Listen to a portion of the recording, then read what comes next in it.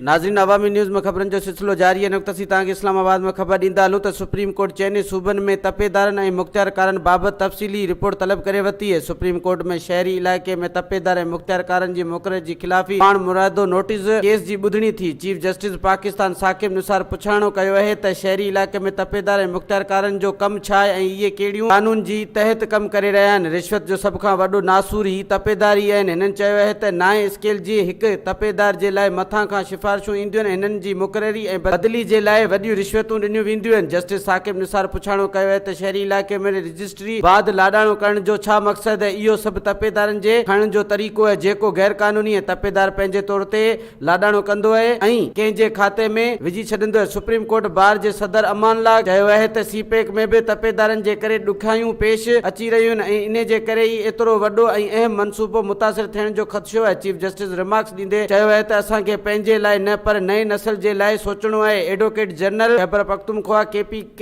शहरी इलाइक़े में तपेदार कम न करे रहिया, जॾहिं त सिंध ऐं बलोचिस्तान जे एडवोकेट जनरल वाक़ुफ़ इख्तियार कयो आहे त नोटिस बि 2 ॾींहं पहिरीं मिलियो आहे। जवाब जे लाइ कुझु बि मोहलत ॾिनी वञे। Chief justice supreme court bar association सदर अमानला खे अदालत मददगार मुक़रर कंदे केस जी ईंदड़ ॿुधणी इस्लामाबाद में करण जी हिदायत करे छॾी आहे।